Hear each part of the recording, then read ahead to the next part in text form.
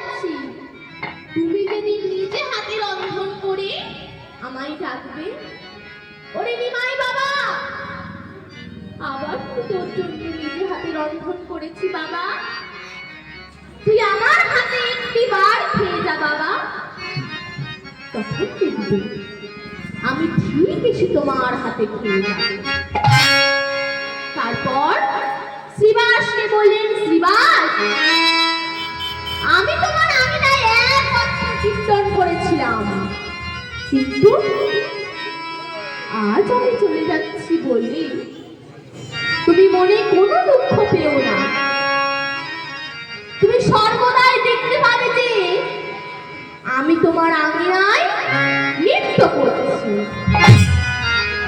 আর রাঘব পণ্ডিতকে বলে গেলে, আমি তোমার জন্য অনেক শিক্ষা লাভ করেছি, তোমার জন্যই তো আমি সবার কাছে নাম পেয়েছি নিমাই পণ্ডিত রূপে। তাই আমি তোমার ভবনে বাধা থাকবো। এখন তোমরা সবাই দেখো, আমরা দুই ভাই গৌড়ার নিতাই কেমন নেচে নেচে যাচ্ছি। অনেকেই ভাববে যে আমার দাদা নিত্যানন্দ একা নাচছে, আমি তার পাশে নেই, কিন্তু যাদের নয়ন আছে তারা দেখতে পাচ্ছি দাদা নিতাইয়ের সঙ্গে আমিও নাচছি। ওগো আমরা দুটি ভাই গৌর নিতাই নবদ্বীপের পথে নেচে নেচে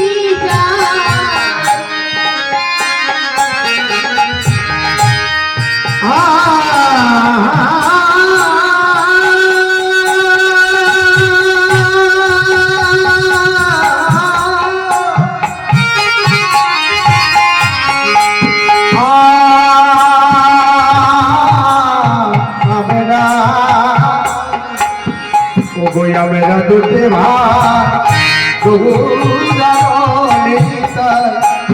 नवद्वीपेर माझे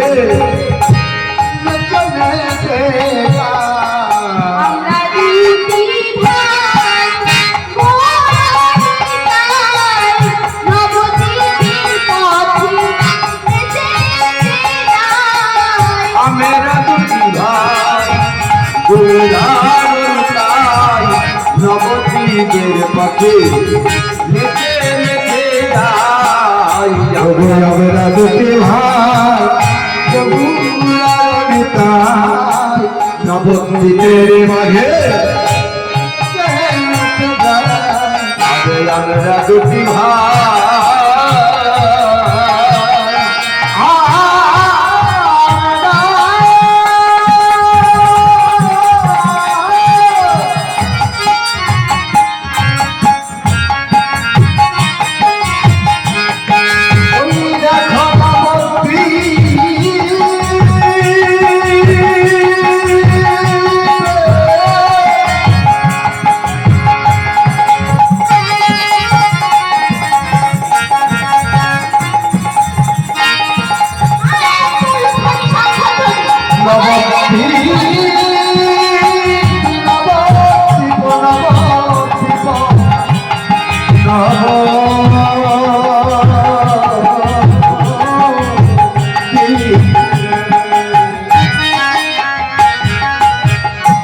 আমরা দুটি ভাই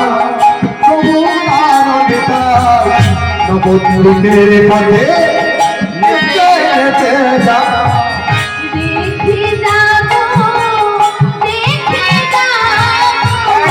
দেখে যাবো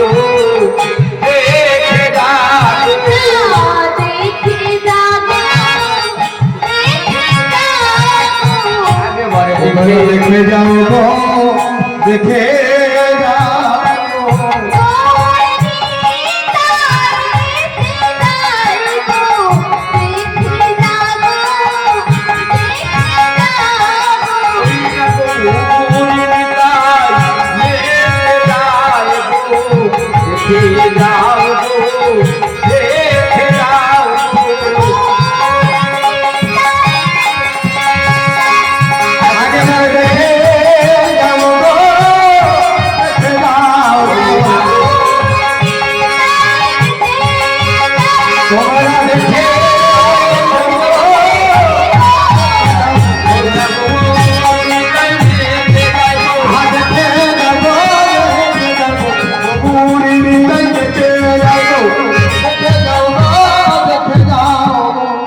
একবার দেখে যাব দেখে যাব সচিমাকে প্রণাম করলেন, মায়ের আশীর্বাদ মাথায় নিয়ে গৌরহরি দাদা নিত্যানন্দকে সঙ্গে নিয়ে নীলাচলের উদ্দেশ্যে যাত্রা করিলেন। আহা নিত্যানন্দ নিত্যানন্দ নিত্যানন্দ নিত্যানন্দ নিত্যানন্দ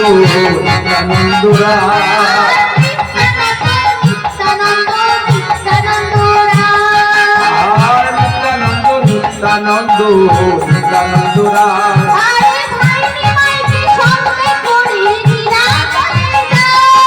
আবারে ভাই নিতাইকে সঙ্গে করি চলে যা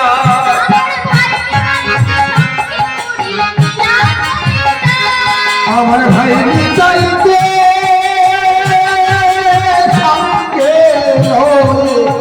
লীলা চলে যা ভাই নিতাইয়ের সঙ্গে লয়ে লীলা চলে যা নিত্যানন্দ নিত্যানন্দ নিত্যানন্দ রা নিত্যানন্দ নিত্যানন্দ নিত্যানন্দ রা আমার অভিমান শূন্য নিতাই নিতে নিতে যায় আমার অভিমান শূন্য নিতাই নিতে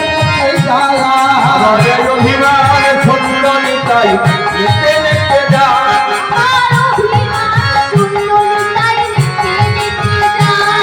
ও গো নিতে যায়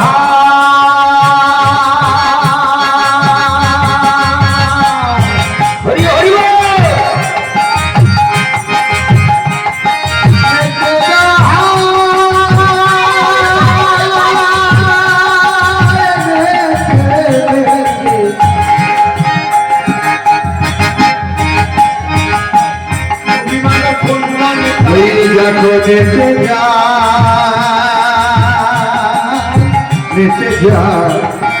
আবার অভিমান শূন্য ঠিকা আবার অভিমান শূন্য নিতাই নগরে বেড়া আবার অভিমান শূন্য নিতাই নগরে বেড়া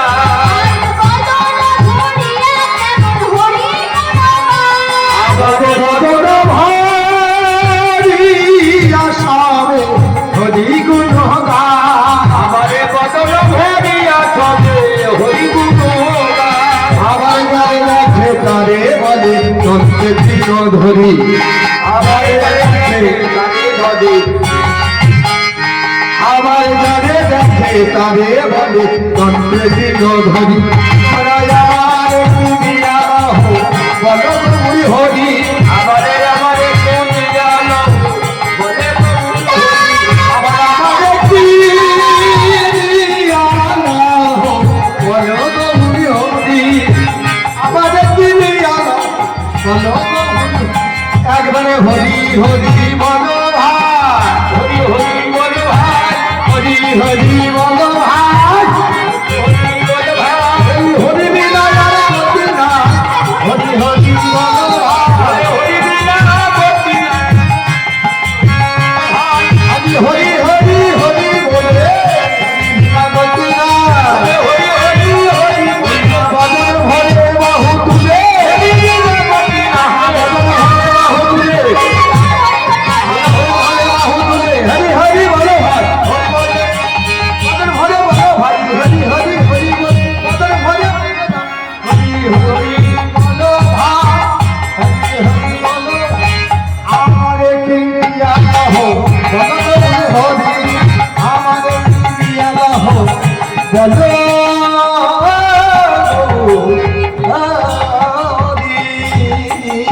নাচতে নাচতে নানা পথ পার হয়ে গৌরহরি এবং শ্রীপাদ নিত্যানন্দ জগন্নাথ ধামে উপনীত হইলেন। বহু দূর থেকে জগন্নাথ মন্দিরের চূড়া দেখা যাচ্ছে।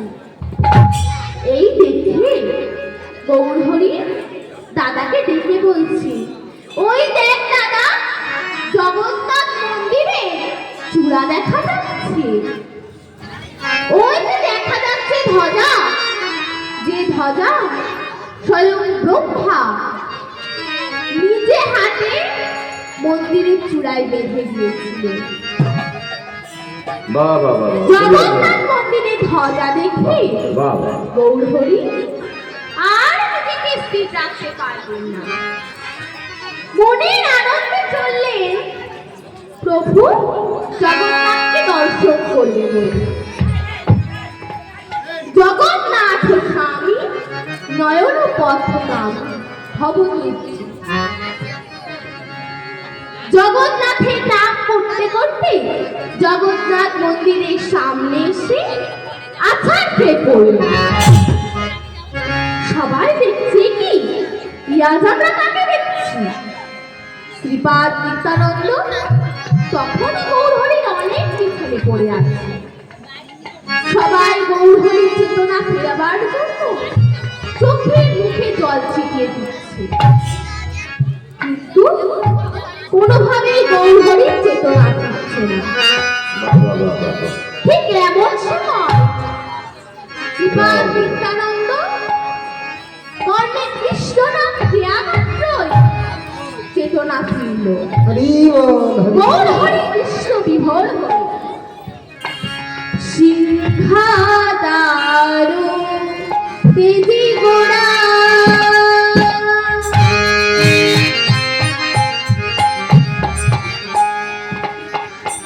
সমুদ্রের তীরে যা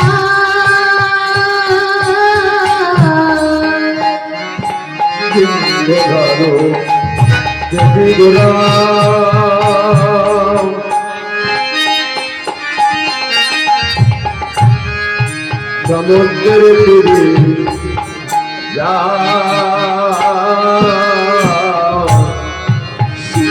সিংহাদারু তেজি গোড়া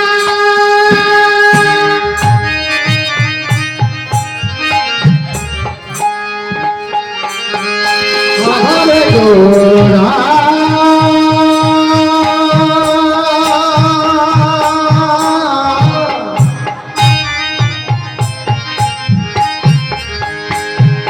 আমার গোরা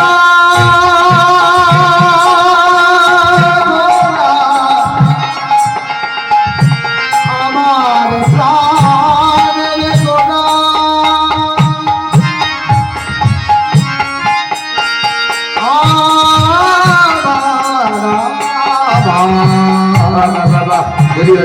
আমার প্রাণে প্রাণের গোরা সিংহ আরো দেখি গোরা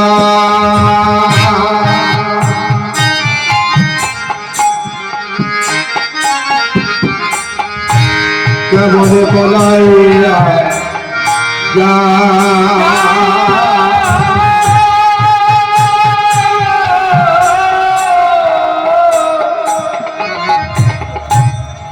কোথা কৃষ্ণ কৃষ্ণ বলে সবার সুধা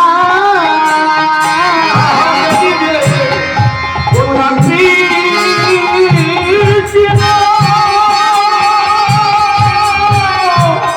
কৃষ্ণ বলে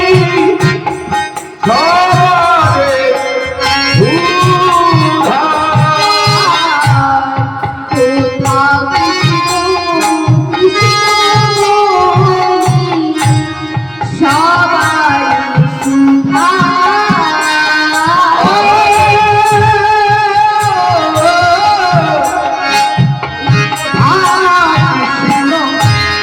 কৃষ্ণ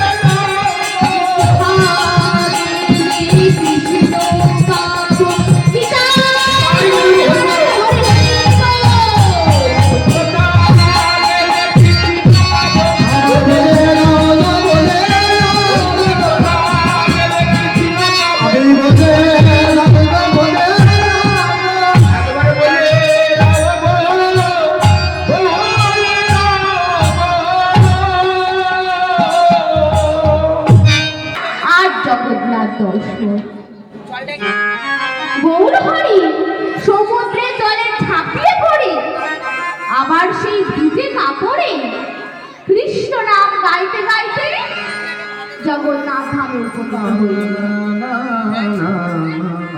গৌরহরি এমন অবস্থা দেখে ভক্তগণ সবাই কি করছে? গৌরহরি যখন হা কৃষ্ণ বলে ধুলায় গড়াগড়ি যাচ্ছে, ভক্তগণ দেখে মনে মনে ভাবছে আজও যেন বনগিরি ধুলায় গড়াগড়ি খাচ্ছে। গৌরহরি দেহখানা আজ আরো লক্ষ্মী, তাই গৌরহরি সবাই গৌরহরির সাথে বনগিরির সাথে তুলনা করছে। বেশ বেশ বেশ। যখন জ্ঞান ফিরে উঠে দাঁড়ান, তখন তার মুখখানা যে ফেনাই হয়ে যায়। তাই দেখে পদকর্তা বাসুদেব যেন দুঃখের সাগরে ভাসে। গৌরহরি শ্রীপাদ নিত্যানন্দকে বলছে, ডেকে বলছে কি, জগন্নাথ মন্দিরে দাঁড়ায় শ্রী শচীনন্দন নিত্যানন্দ প্রভু আমারই পরম গুরু। শোনো শোনো নিত্যানন্দ করি নিবেদন, শোনো শোনো নিত্যানন্দ করি নিবেদন।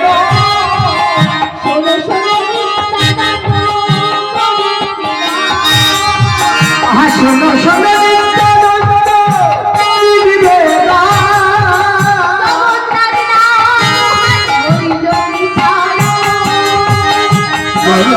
জগন্নাথ করিবে দর্শন,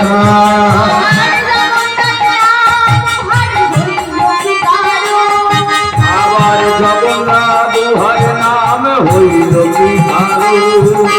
জগন্নাথ কেন বাঙালি, জগন্নাথ কেন বাহুলু, জগন্নাথ কেন বাঙালি, জগন্নাথ কেন বাহুলু, উঠবে ছিল নীল মাধব, জগন্নাথ কেন বাঙালি, ওইরা পূর্বে ছিল নীল মাধব, জগন্নাথ কেন বাহুলু, উঠবে ছিল নীল মাধব, জগন্নাথ কেন বাঙালি। পূর্বে ছিল নীল মাধব, জগন্নাথ কেন বাহুলু।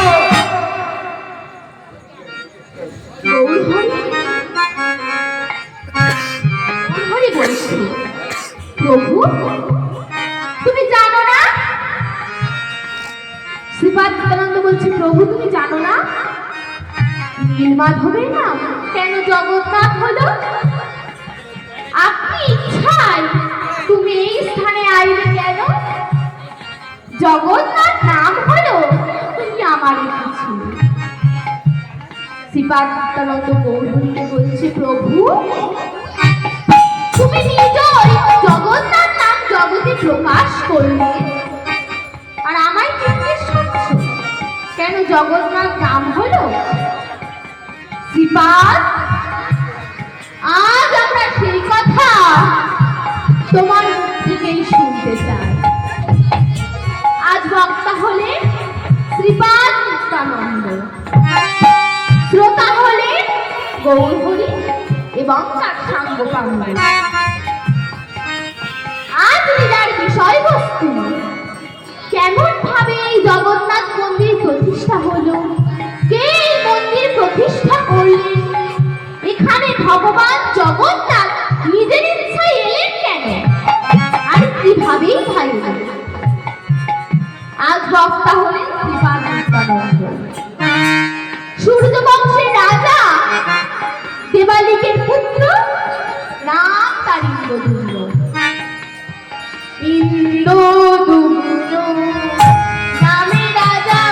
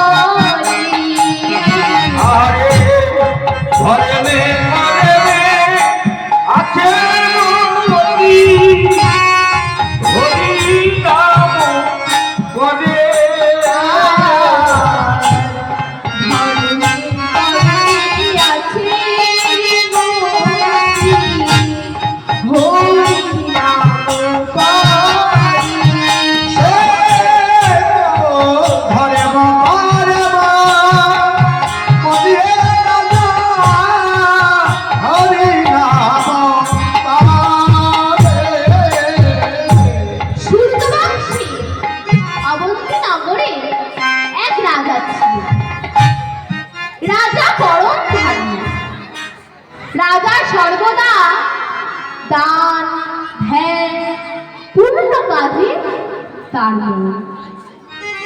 সূর্যবংশের প্রথা অনুযায়ী সূর্যবংশের সকল বংশধরেরা হতে ভগবান বিষ্ণু ভক্ত।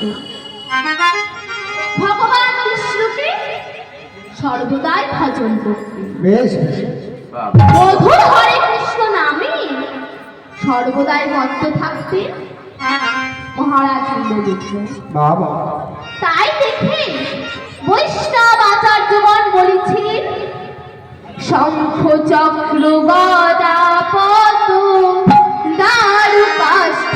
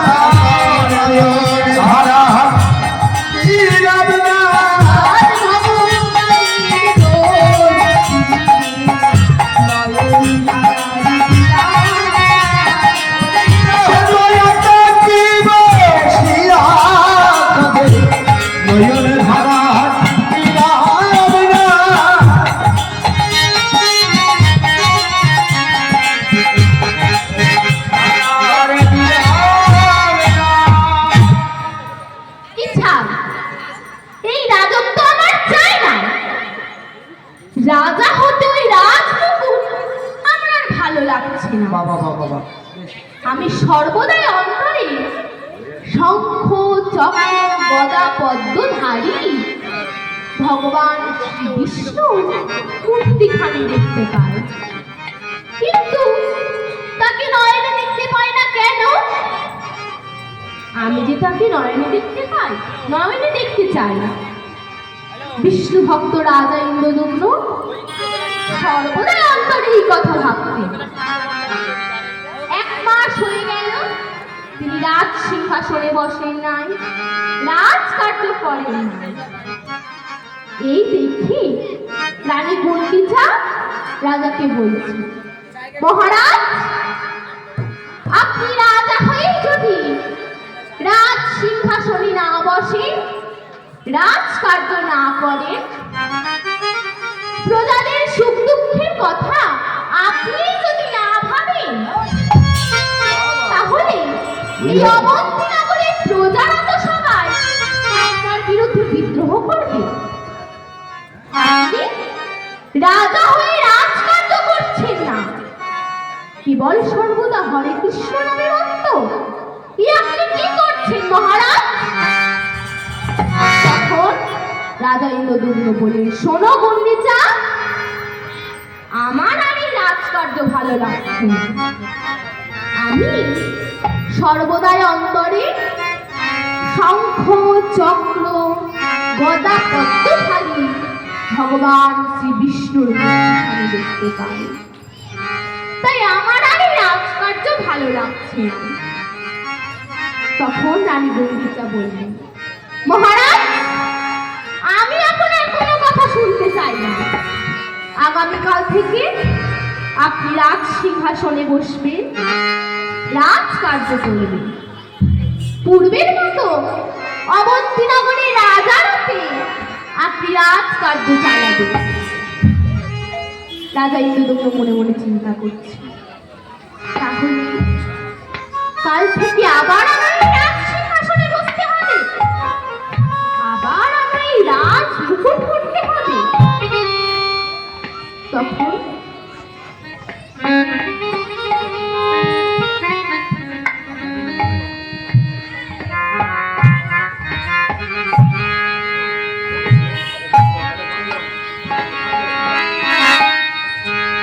সাগর জানা তোরাই উলুবে না বড় বেশে কেমন হারিয়ে দয়াজি নদিয়া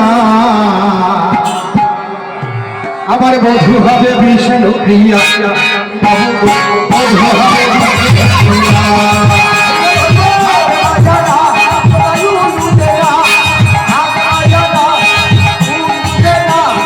বড় বেশে গৌর হারিয়ে দয়াজি নদিয়া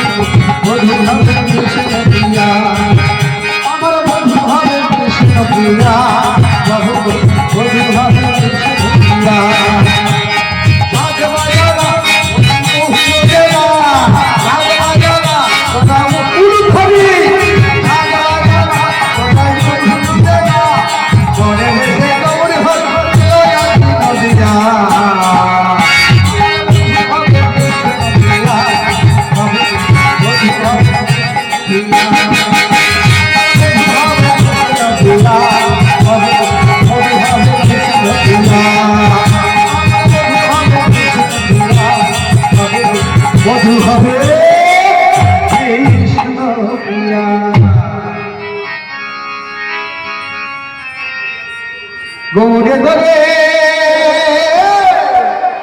আমাদের সোনার নদিয়া উলুধ্বনি শব্দ শোনা যায় আমাদের গৌরে